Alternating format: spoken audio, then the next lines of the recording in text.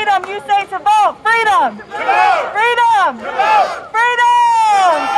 Yes, yes, yes. We are here for democracy. We are here for love. We are here for each other. We are here for our brothers and sisters that have a hard time voting. It is not right. And that's why we are here today. And I'm so grateful for you all. We have a wonderful lineup of speakers. We have folks that have traveled all the way from Charleston, West Virginia. Let's give them a hand, guys. All the way from Charleston to Charlestown, and we're on our way to D.C. to carry this message. Tomorrow we'll be in Harper's Ferry bright and early at 8:30 with Reverend English, kicking off our Freedom to Vote Act relay happening at 8:30 in the morning. So if y'all can hear me, thank you so much. We are grateful for the joy that is happening over here because, ladies and gentlemen, we're at a park. And what do people do at a park? They're supposed to be playing at the park. So we are grateful for the joy next door. I'm going to be passing it off to Executive Director Ryan Frankenberry of the Working Families Party, and then we're going to get our lineup. So Ryan, why don't you come on up? Let's give Ryan a hand. Again, thank you so much. Bathrooms are over there, food's over there. Make sure you don't leave hungry. Thanks so much. Thank you, Morgan. Thank you, everyone, for coming out here. Those are the most important things. Bathrooms over here, food over there. So my name is Ryan Frankenberry. I am an EP native, Berkeley County born and bred. Glad to be back in EP. And we started this trip, let me tell you the truth. We started this trip over 4 weeks ago, okay? And I want to give Morgan a shout out for putting this incredible event together and the event tomorrow in Harper's Ferry. And this is the kickoff for tomorrow. But we thought it was important that we travel the state today, starting in Charleston. We stopped in Fairmont, we stopped in Morgantown, and here we are in the Eastern Panhandle in Charlestown to spread our support for the Freedom to Vote Act. Sorry, it's been a long day. And when I say we started 4 weeks ago, I mean, we've actually started much longer than that. But this actual event and this caravan and the relay and the rally on Saturday in D.C., we've been planning this for weeks because we expected this vote to come down. When Joe Manchin put together the compromise bill known as the Freedom to Vote Act, we knew that there would be a critical moment where we had to have as much support as possible. And today's the day. Today is the day. We expected the vote to happen today that happened. If you're not aware, the Freedom to Vote Act had one vote today, and it failed. It failed, 49 to 51. 51st vote was Chuck Schumer, the majority leader, which is important because that gives us options and opportunities. So we have to come together and keep this support up and strong because today was not the final vote. Today was only the first vote. And so today, tomorrow in Harper's Ferry, where we gather at the point and we start a historic march across that bridge and down through Maryland to D.C. and a rally in D.C., this is our moment to speak to our representatives. And let me just say, no one is more frustrated than me and Joe Manchin in the dysfunction that's happening right now in Washington. We expected this because the gridlock that is being created by Washington Republicans, they will vote no just to vote no. This bill is a good bill. It is a nonpartisan bill. There's going to be a lot of great speakers come up here and talk about it. But the fact that Shelley Moore Capito, our entire Republican delegation, and every other Republican in Washington is a no vote on something that gets dark money out of politics, makes it so that the gerrymandering is going to be a whole lot more difficult, and we just experienced some of the worst gerrymandering of our lives in West Virginia, and it's still being voted on right now, makes voting more accessible, and heck, makes voting a national holiday, which, how is that not a holiday in America, right? How is that not a holiday? So we're here to say We are here to organize and get people. This is not a Democrat or Republican. This is not a moderate or conservative or progressive or liberal. This is about our voting. And America should be the leader in that. So I'm going to pass it off. I want to thank you again, everyone that came out on a beautiful Wednesday evening. I'm pretty sure it's still Wednesday. Please, if you can, join us tomorrow in Harper's Ferry tomorrow morning. If you can't, jump on your phones and send a text to 30403. It's on these signs all around. Send the word free vote to 30403. It'll give you an instant way to contact Joe Manchin's office and tell him to keep pushing, because just because it didn't happen today, inaction is not what we cannot afford inaction. So that I'm going to hand it over back to Morgan. Thank you so much. Thank you, Ryan. Thank you so much. Feel free if y'all want to make a circle for me, because when the circle is unbroken, that's when we win. So if y'all want to remember back in elementary school, only get as close to people as you feel comfortable. But let's see if we can make a complete circle around the speakers here so that we make everybody feel comfortable here tonight. Our next speaker is the wonderful and talented Antoinette Ringgold. She is currently the Jefferson County Chapter NAACP Treasurer. She also used to be the treasurer for the Jefferson County Women's Democratic Club. And right now she's one of my inspirations for faith. She keeps me grounded and she keeps me living in love. So I'd like to give you all a treat tonight, and let's welcome her with a big hand. Antoinette Ringgold.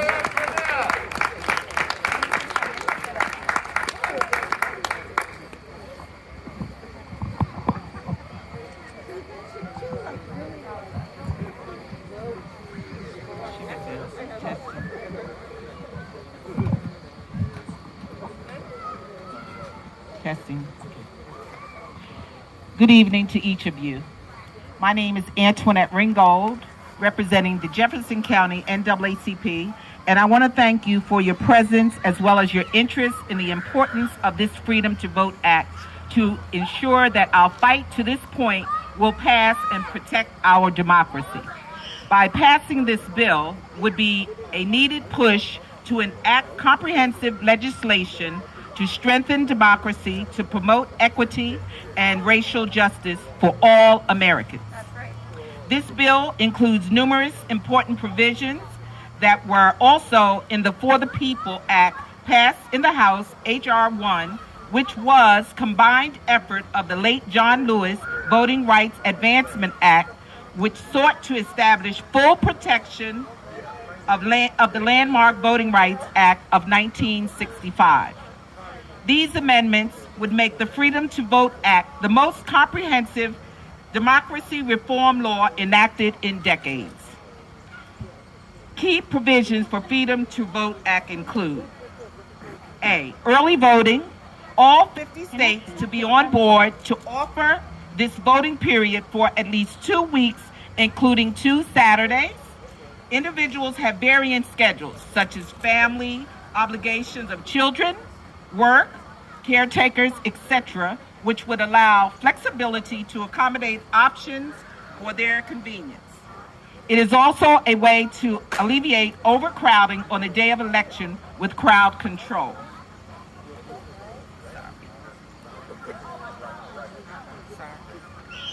All right, B, mail voting, accessible drop boxes as an option as well as mail-in ballots. In addition, standards need to increase security by creating a national standard for voter-verified paper ballots to ensure all ballots are submitted and accounted for. Election Day holiday. Election Day should become a legal federal holiday, which would more greatly allow the citizens to get to the polls throughout the course of the day, which could also alleviate, again, overcrowding during early morning and late evening workers trying to reach their polling destinations. Right. D, voter suppression. Acknowledging discriminatory practices of excessive long lines in minority communities due to the lack of resources in the community for capacity of people at one facility. This problem tends to more so be a problem in the African American and Latino communities. Promoting election security, election infrastructure. Improvement is crucial for continued progress with technology. This bill would require states to replace old paperless manual processes with the alignment of society in the use of computers. All states should be restructuring all facilities with computer access, keeping in mind that there are grants available for this sort of upgrade. Redistricting process. Mandatory deadlines for the implementation of this process should be done with transparency, with the process ensuring adequate timeless prior to any upcoming election. For example, in Prince George's County, this situation just occurred in the 3rd District, where a council member has now been assigned to an entirely new district. Also experiencing the same issue is the state of Texas. It is my understanding that the state of West Virginia, too, is due for redistricting, which has yet to be assigned. Bad. In closing, it is with dire importance that this bill will pass to ensure the protection, transparency, and privilege that every citizen be granted the opportunity to vote, and that the process is standardized across each state equally with proper resources and facilities as needed. Thank you for your time in hearing my message for the Freedom to Vote Act.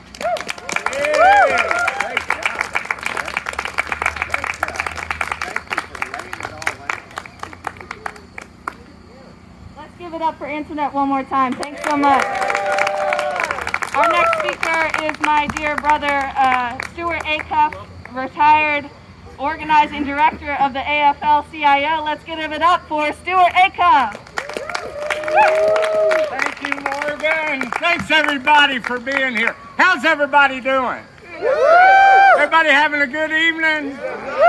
There's no place we could be more important than right here today. Let me just tell you why I'm so committed to this legislation, the Freedom to Vote Act. I'd like to see a time when a black woman in Alabama has as easy a time of voting as a white man in Wyoming or Montana.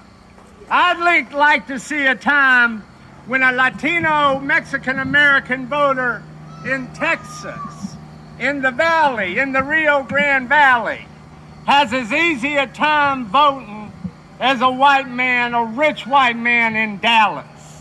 I want to see a time when we can talk about a real federal democracy with uniform standards in every state so that everybody's vote counts the same. Everybody has an equal access to the polls. Everybody has an equal access to voting day and a day off, and a time when we have standardized all of the voting procedures in America.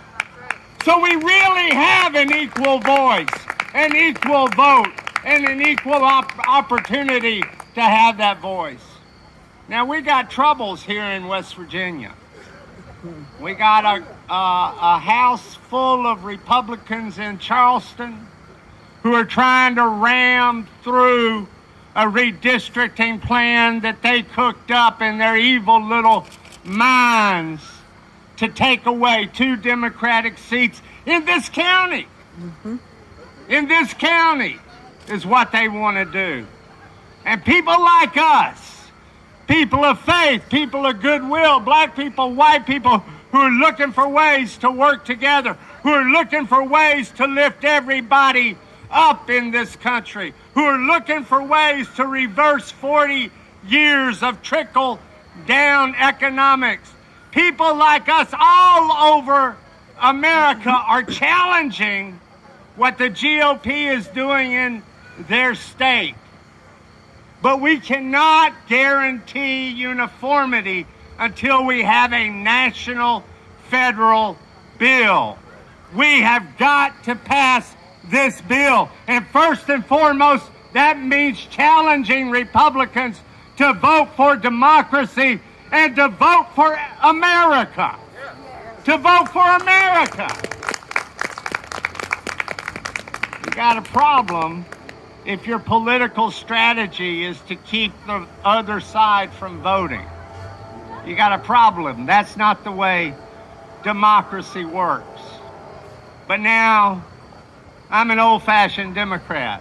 I was born and raised in West Tennessee, and that's Democratic country, so I was born and raised a Democrat, and I ain't never left the party since then.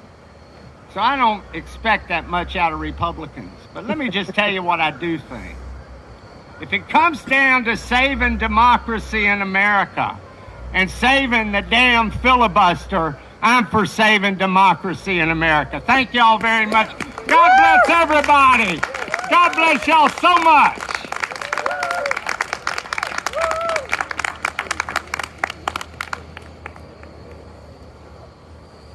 Thank you so much. Our next speaker is Lucia Valentine. And Lucia, if you want to start here and move there, that's fine too. Lucia started out with us with Reset West Virginia last November, working to get our beloved, rest in peace, Pete Doherty elected to Senate. And now she's working for Mom's Clean Air Force, which is our red table back there. So in just a second, we're going to hear from Lucia Valentine. Let's give her a hand.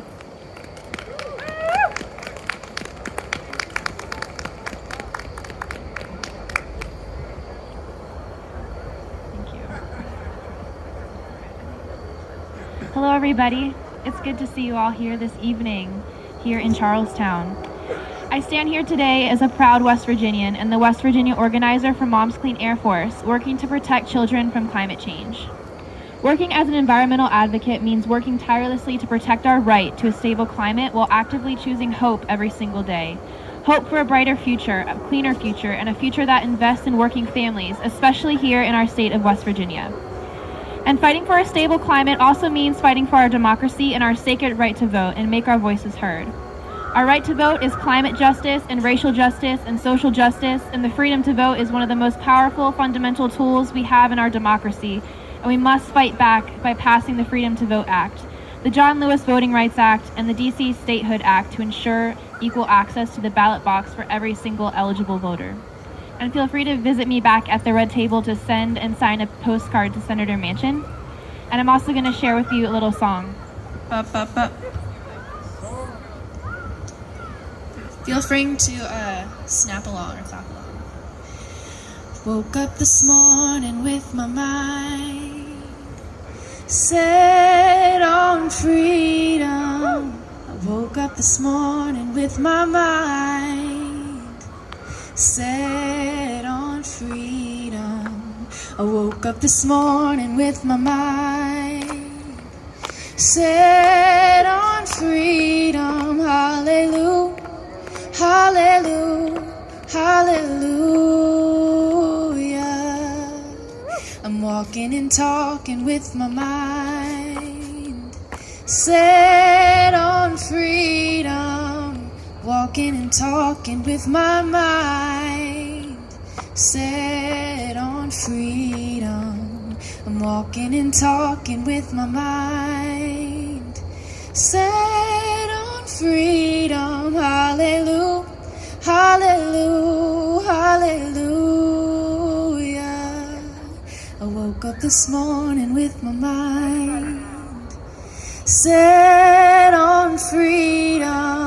I woke up this morning with my mind set on freedom. I woke up this morning with my mind set on freedom. Hallelujah, hallelujah, hallelujah. Thank you.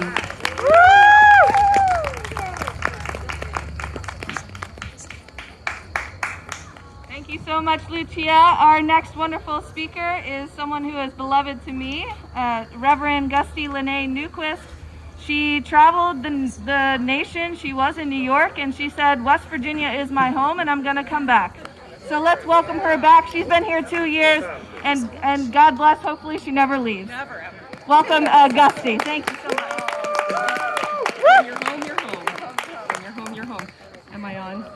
Okay, friends, the spirit of prophetic citizenship is with you and also with me. The spirit of prophetic citizenship is with you. And also with you. Excellent. Friends, I stand before you with a profound love of this state, for sure, of this country, with profound respect for who we say we want to be in this country.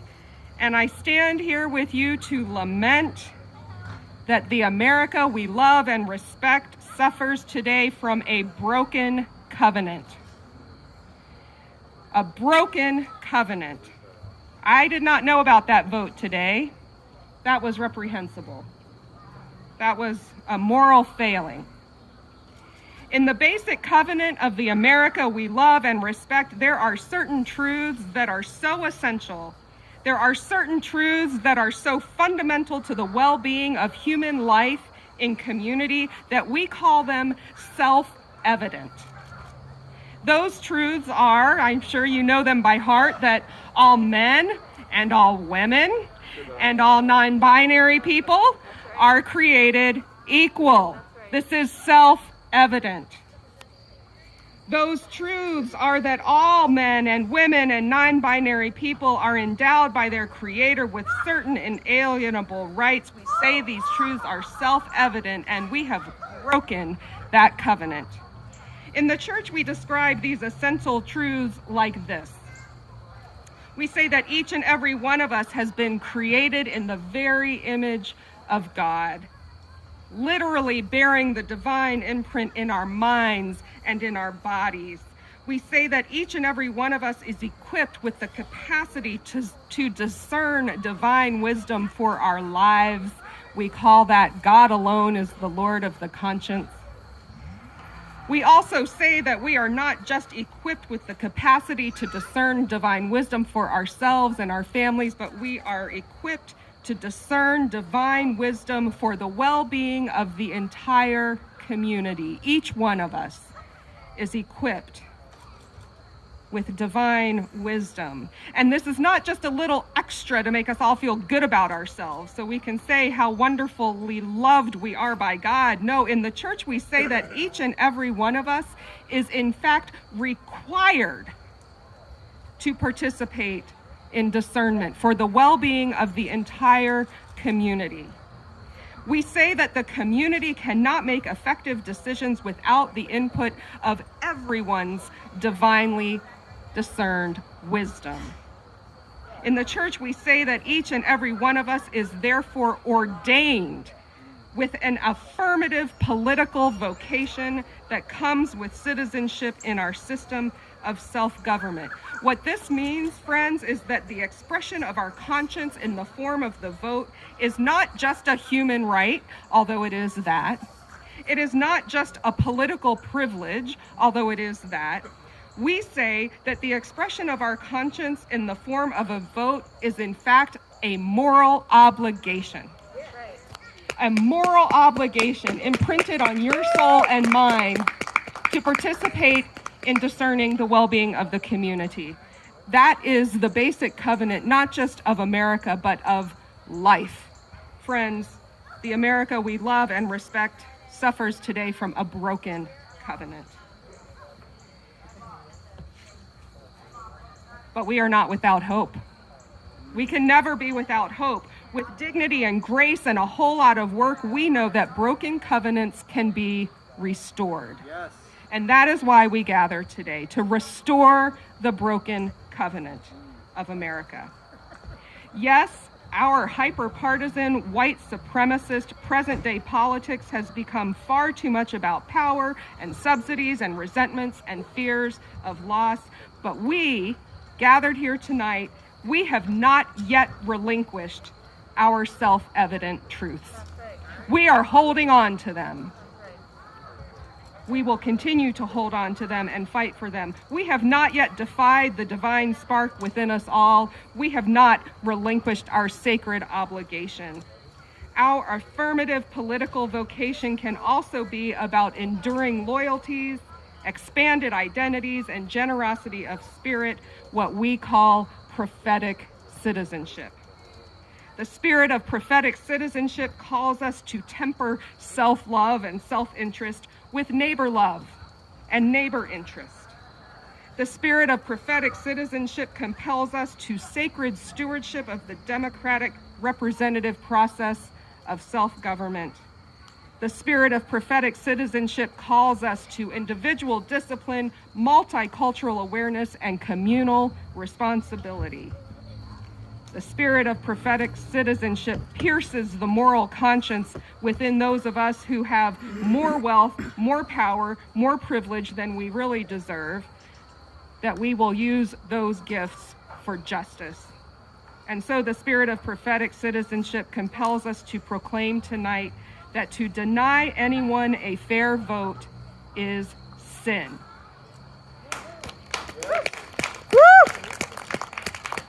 Friends, we have inherited a sacred covenant in this democratic representative process of self-government. I do not believe it is hyperbole to say that what we do tonight and tomorrow and in the days to come for the least politically powerful among us will benefit the entire planet.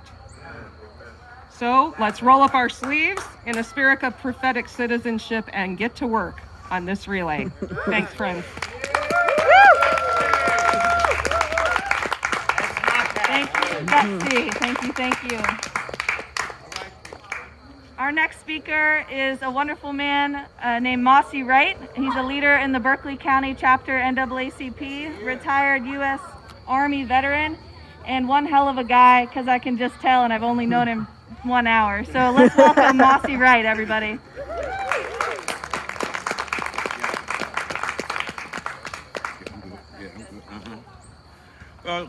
My name is Mossy Wright, and I want to thank everybody that's here today, because the fight we're in is for the soul of our democracy, and it demands that we show up and fight. See, when I was drafted in the Army in 1969, I took an oath to support and defend the Constitution, and that's what brings me here today to speak.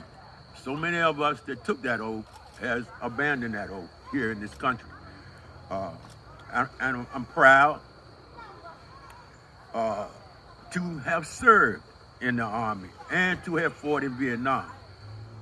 And I would do it all over again today if I was called to do so. The issues I'm most concerned about in our country today is civil rights, and more specifically voting rights that are being stripped away from state to state.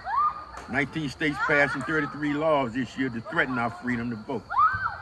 As someone who fought to defend this country, I'm personally not only offended but pissed off by the assault that the radical state legislators are carrying out on this democracy. Senators Manchin, Capitol, they serve all 50 states and all of their people. Multiple polls show that the overwhelming majority of West Virginians and Americans more broadly support the federal voting rights standards and common sense anti-corruption reforms included in the Freedom to Vote Act. State legislators are stripping away constitutionally guaranteed rights by denying Americans the ability to participate in their democracy through fundamental practice of voting. Much of the progress we have made in this country and as a democracy has been undone. And I fear that I fear what our future will look like if we do not act now to change the course of the stuff that's going on. And I asked Senator Manchin to continue working to pass the Freedom to Vote Act. And we cannot settle for less. Not this time. Our democracy is in your hands. And I want to thank everybody for being here. I want to thank everybody for listening to me. My sister kind of watered what I wanted to say down, you know what I mean? Because I had some really raw stuff that I wanted to say, and it's all true. You know, that's how I feel.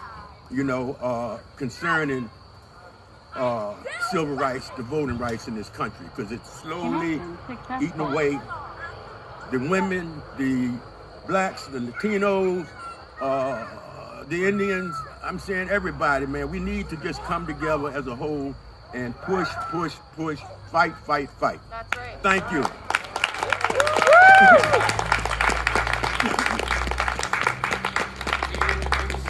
Thank you, Mossy. It is time to build a bridge.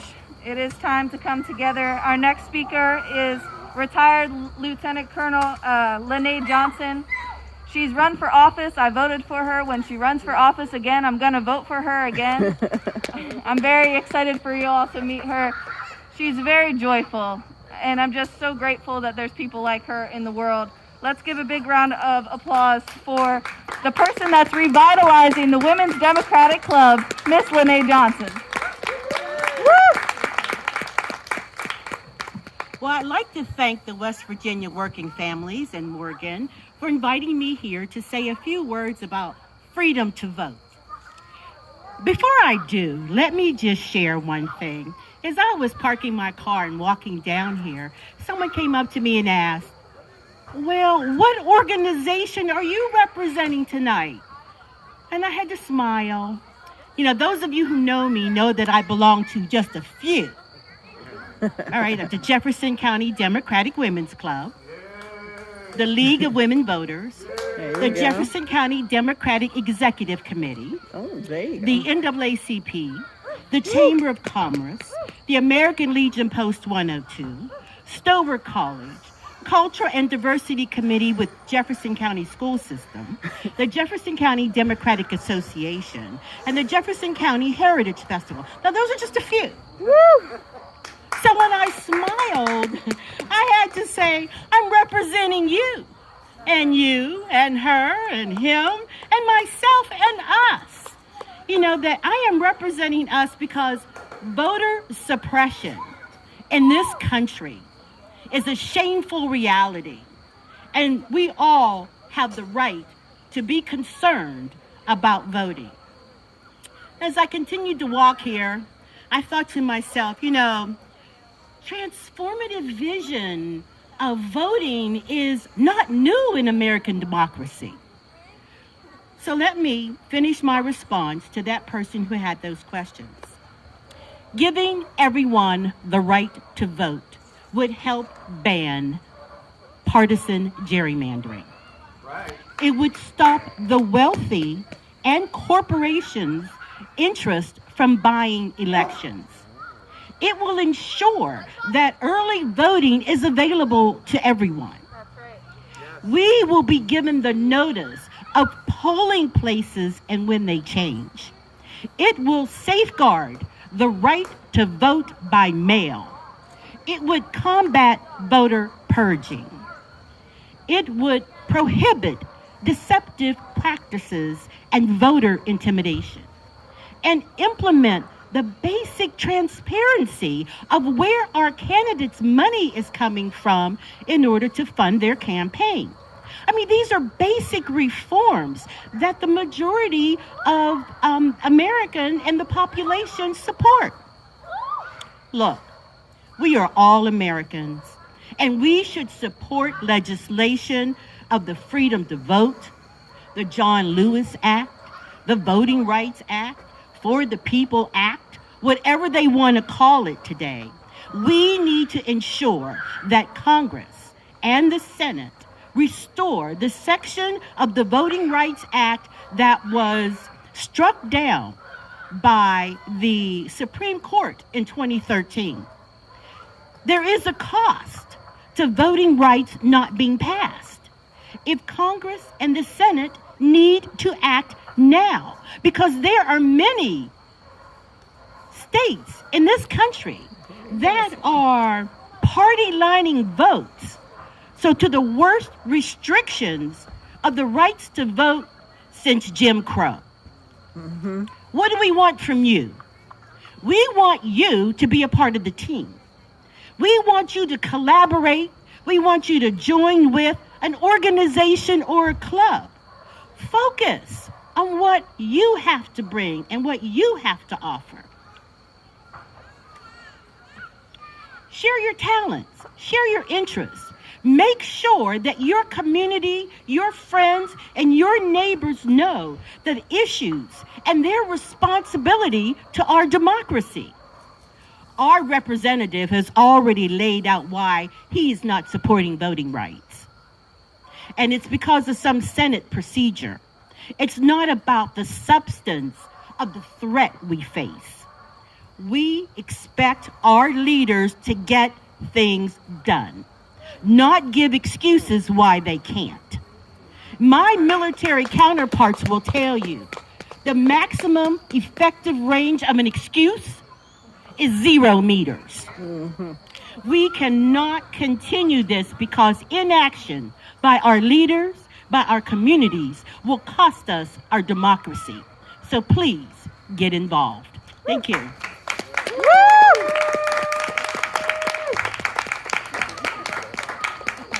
Thank you, Lynnae. Let's give another round of applause for Miss Lynnae. I know it's getting dark, so we have one more speaker and two more speakers coming up, but it'll be a little bit different. Our next speaker, we're each other's hype people, so I'm gonna hype her up. She's the epitome of professionalism. She gets stuff done. She just led a rally in Fairmont last Saturday to bring it home, Joe. And she's been working on the Freedom to Vote Act all summer. Let's give it up for Erin Lehman.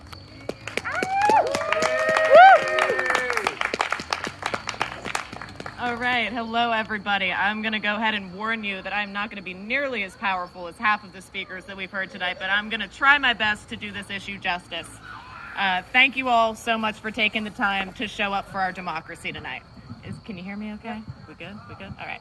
My name's Erin Lehman, as introduced by the lovely Morgan, and I've been campaigning on these issues for almost 6 months now. And I can say that the Freedom to Vote Act is closer to victory than ever before. That being said, we all know there is a lot more work to be done. I think we're all here today because we understand the gravity of the moment that we find ourselves in as a country. Just this year, 19 states have passed 33 laws that make it harder to vote. Dark money has flooded our political system and continues to drown out the will of the people. Policies are being designed to benefit donors and special interests, not their constituents. Both Democrat-run and Republican-run states have already begun gerrymandering the districts that will protect them from competitive elections for the next decade. Voters across the political spectrum support ending partisan gerrymandering, reining in the dark money, and protecting our freedom to vote. So it leads us to ask ourselves why our representatives have not taken this action. And I think we all know that the answer to that is very clear. It's because they're scared of us. They are scared of you and me realizing our own power and coming together and actually getting the representation that we deserve and voting them out of office. So, a Represent Us poll found that 90% of Democrats and Republicans oppose partisan gerrymandering. That makes gerrymandering even less popular than Congress itself, which we all know is really saying something. Another thing we know is that West Virginia's population is shrinking. We will be losing representation at the national level once the new congressional maps are drawn. That means that gerrymandering, voter suppression, and corruption in other states are all going to affect us more here in West Virginia than ever before. That's why West Virginians are demanding a set of national guidelines that will hold other states the same standards that we have here at home. Senator Manchin has worked to create the Freedom to Vote Act, which would crack down on dark money, end partisan gerrymandering, and protect that sacred right to vote, and finally make Election Day a national holiday. The Freedom to Vote Act closely resembles existing West Virginia law, which is not surprising given that Senator Manchin was not so long ago our Secretary of State. Both Senator Manchin and Senator Capito opposed the For the People Act.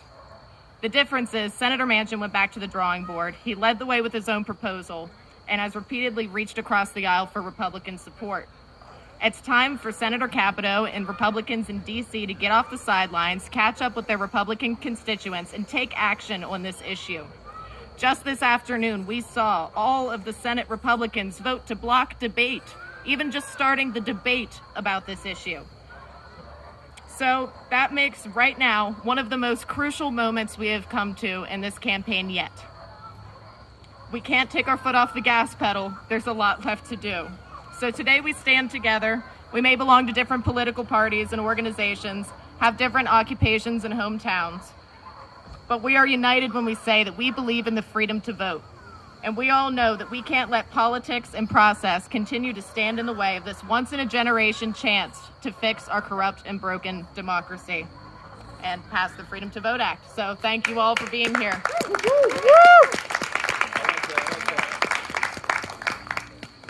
Thanks all. Our final speaker, Reverend Biandi, is going to come up here in just a second. I just want to invite you all tomorrow in Harpers Ferry. We're going to be starting the relay at 8:30 at the point, 8:45 if we're lucky.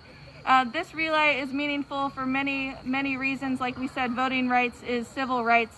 We're on our way to D.C. If you have some time this weekend, join us outside of the Taft Memorial in D.C. at 11:30. Okay, good.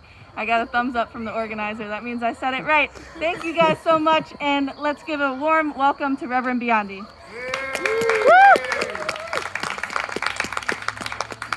Hello, I'm Reverend Biandi. I'm a United Methodist pastor, and I am also the West Virginia Faith Table Coordinator for Faithful Democracy. People of faith care so very much about those that are forgotten, because God cares about those that are forgotten, those that are not heard. It's said in Scripture, in Exodus, that God heard the cries of the Israelites in Egypt. When no one else heard it, God did. As people of faith, we must listen as well. In a democracy, this republic works best when we listen to those that are here, especially those that have been silenced. And so, people of faith and those allies that have joined us, I want to send you forth this night with a prayer, a charge, because the work has begun. We have been stopped today, but the work must continue. So go with this blessing. I'd invite you to pray now. God, bless each and every person here. Work with them and through them. Empower them. Lord, bless our hands as they do your work. Bless our feet as we go forth wherever you guide us.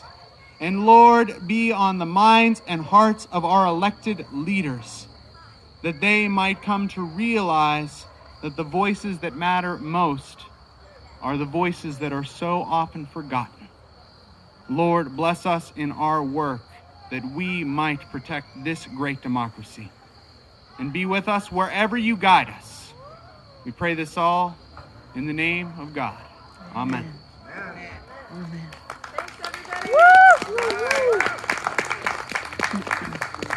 If you're excited about the relay tomorrow and you want to have a bright neon shirt, find Cece over here. You can't miss her. Thank you guys so much. Have a great night. God love democracy. Take care.